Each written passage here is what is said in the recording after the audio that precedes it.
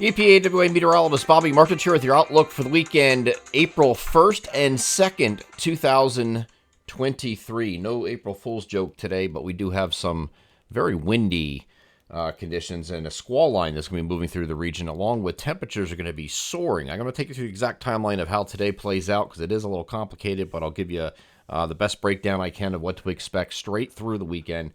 And then, of course, we'll take a look at next week as well. Here is, well, first before we start that, the weekend video forecast is proudly sponsored by Bozer Brewing Company. They are located at 1250 Simon Boulevard in Easton, Pennsylvania, very close to Lafayette College. They are purveyors of fine craft beer in the Lehigh Valley with a vast beer selection from IPAs to ales to stouts and sours. They also have a fantastic menu selection, live entertainment, open mic nights, and trivia nights, and are open 5 days a week between Wednesday and Sunday. They also have the ability to host large events, happy hour gatherings, corporate parties, Christmas parties, birthdays, fundraisers, and even weddings. They can accommodate it. Just go to their Facebook page to inquire about a booking or call them directly at 484-293-8005. They are Bozer Brewing Company in Easton, proud sponsors of the weekend video forecast. Okay, so there will be some ongoing showers this morning. I know it's the opening day of trout season for many counties in Pennsylvania. You will be wet this morning. It looks like it's going to be just mainly in the morning for Pennsylvania interest, and then further southeast might linger to early afternoon. Then we're going to get some clearing. We're going to have 4 to 5 hours of sunshine, very warm temperatures, and then we're going to have a squall line move through late in the day. The squall line can pack a little bit of a punch as it moves through. There is a slight risk for severe weather that was issued by the Storm Prediction Center. At the time the video was recorded, I didn't get the updated because this is a little bit too early for the overnight update, but it covered most of our area in that slight risk for severe weather. When I talk about severe weather, we're talking about just the wind part of it for most areas. But there is another little twist to this, I'll get to that in a second. So here's the overview of the storm. Again, showers this morning. You're going to get a break in between where the sun comes out, and then the squall line's going to come through very late this afternoon and early evening, kind of like a 3 to 8 window from west to east. When that comes through, prior to that, you have a little bit of clearing and sunshine, and then the temperatures are going to rapidly drop as soon as that front moves through. You get some windy conditions with it, pushes through, and then the precipitation is going to end rather quickly, and we clear out overnight. It's going to remain breezy overnight and breezy into Sunday morning before we start to die down a little bit on Sunday afternoon with those winds. So here is the NAM high-res future simulated radar. Starting this off early at 6 a.m. just so you can see the showers out here. And our eastern areas, again, some of these counties are opening day for trout season. I think it starts at 8 o'clock. You'll be wet here at that time. There will be a prefrontal trough moving eastward tomorrow morning. And along this prefrontal trough, down in the Delmarva region especially, you could have some wind gusts in the morning that could be 30, 35 miles per hour with this prefrontal trough, okay? Probably not thunder and lightning with this particular thing, but there is going to be some showers around here, and this is looking 10 o'clock in the morning. Here's 11. There's noon. It's just about done in Pennsylvania. Maybe residual shower yet, but further southeast it might last into early afternoon. There's our squall line for later in the day, but in between here, with this batch exiting and heading off the coast, and this squall line, which is forming out here, in between here, you're going to have a big area of clearing, okay? And that's going to give us several hours, about 4 to 5 hours of sunshine in between these batches. Here's a cloud cover at 10 o'clock in the morning. Most of the area is still under clouds, and this will clear as we move west to east here. You can see that clear out pretty nicely. And it's about a 4 to 5 hour worth of sunshine, full sunshine expected in between the exiting system and then the incoming squall line.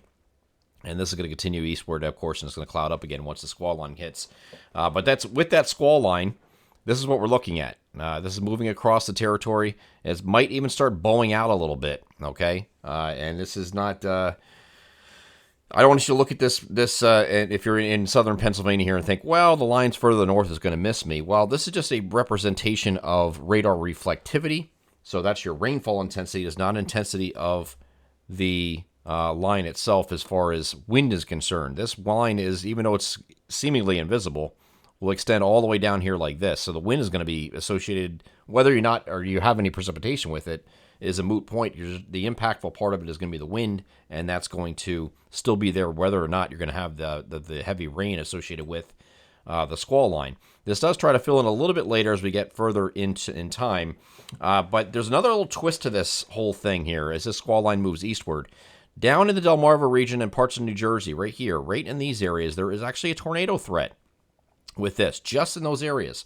And that tornado threat is there because the storm relative helicity values are pretty high. They're over 300 meters squared per second squared, I think is the measurement, the unit of measurement there. But it's just a very high amount of helicity, which is your spin in the atmosphere, that could get one of these along a QLCS. You could have a tornado pop. I wouldn't be surprised to see it happen, especially when we're talking about New Jersey, because it seems like every single time it looks unlikely for something like that to happen in Jersey. It happens anyway. So just a brief spin up. It wouldn't be a real major tornado. I mean, any tornado is bad. It's not trying to indicate that it's not, but it won't be like a EF3, EF4 type thing.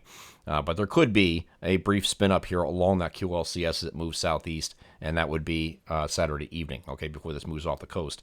But this line, along this line, as this moves through, and you can see that a lot better here on the temperatures, because it's going to be very warm today. Temperatures getting to 70 or better in most areas. 70 to 74 is the spread in temperatures from north to south, and then you can see this abruptly change. The temperature drops pretty rapidly once this squall line moves through. You drop quickly to the through the 60s into the 50s, and then eventually 40s and 30s overnight. By the time you get to Sunday morning, you're actually below freezing across the Poconos, north central PA. Generally low to mid 30s elsewhere, and upper 30s southeast. But it's going to be an abrupt change. So we go to tomorrow, 48 to 52 is the spread in temperatures as opposed to 70 to 74 today. And guess what? Monday goes right back into the middle 60s again, and warms up again, of course, because we're going back to work. So there will be, with that squall line, as the squall line moves through along this line, and again, it doesn't have, just because it's showing it here, it doesn't mean it's not going to extend. The winds are going to extend all the way down here.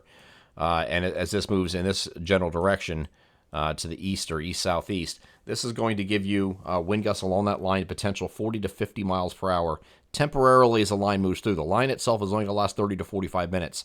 So when the line moves through, the first half of that 30 to 45 minutes will have the gustiest period, just like you'd have when these regular, late May and June and July thunderstorms that we get, the severe thunderstorm squall lines. This is going to be a 40 to 50 mile per hour wind gust potential along that line temporarily. It'll be, again, it's not going to be a little breezy before that line during the afternoon when it's very warm and the sun is out. It's going to be generally 10 to 15, gusting 20 to 25 for most of the afternoon. And then the squall line moves through. You get the strong wind gusts with the squall line itself. As soon as it passes, and after that, and continuing through the overnight, you're still going to have winds 15 to 25, gusting 30 to 35, and that is cold air advection related overnight. And we can see that here on the RGEM, which shows synoptic wind gusts in the overnight period, and generally, again, 15 to 25, gusting 30 to 35 overnight into Sunday morning. This is going to continue into Sunday morning, and then it will start lessening after that. Still 10 to 15, gusting 20, maybe 25 in a few spots here during the afternoon, but it should be considerably less in the afternoon on Sunday, and a mostly sunny day here on Sunday as well. Okay, so much colder Sunday, comparatively speaking, today, and then we're right back into the temperatures getting back into the 60s, middle 60s, in fact, by the time we get to Monday, and then we're going to be flirting with 70 degrees on several of the days between Tuesday, Wednesday, and Thursday. Some areas getting into the 70s those days, especially in our southeastern areas. But there will be some precipitation coming back into the picture here on Tuesday for our northern areas, maybe just Tuesday morning as the warm front pushes through. Elsewhere, just kind of partly to mostly cloudy. And then Wednesday, we have a couple, the warm front associated with the next cutting system to our west. Could touch off a few showers here on Wednesday as that moves through. And then on Thursday, the cold front itself will move through the region. And that'll be the last day of the 70s in the upcoming week. Maybe 60, upper 60s and near 70 here on Thursday before that front passes. Once it clears, we will be back down into the 50s again for highs and slightly below average temperatures beginning Friday of next week. But it does look dry as we're heading into Friday of next week with partly cloudy skies. So that's the rundown of this system, that what to expect for today. I hope I didn't go too fast there. And didn't lose anybody, but the general concept here is you're going to have some showers in eastern areas this morning.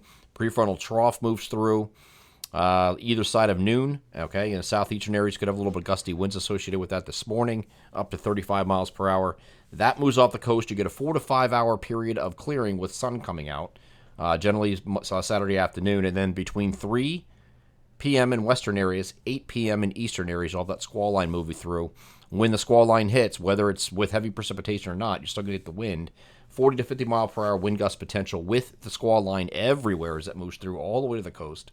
There is a tornado threat along that squall line this evening, early this evening, when you get around the Philadelphia metro, point southeast, like near the Delmarva, South Jersey, Delaware, and that particular region that could give you a brief spin up along the QLCS as it moves off the coast, and that will do so by early evening, and then that'll be it. Okay, temperatures will continue to drop overnight, and we're breezy overnight into Sunday morning, and mostly sunny on Sunday with a diminishing wind. I'm EPAWA meteorologist Bobby Marchus. That is your outlook for the weekend, April 1st and 2nd, 2023. Have a great Saturday and Sunday. Stay safe.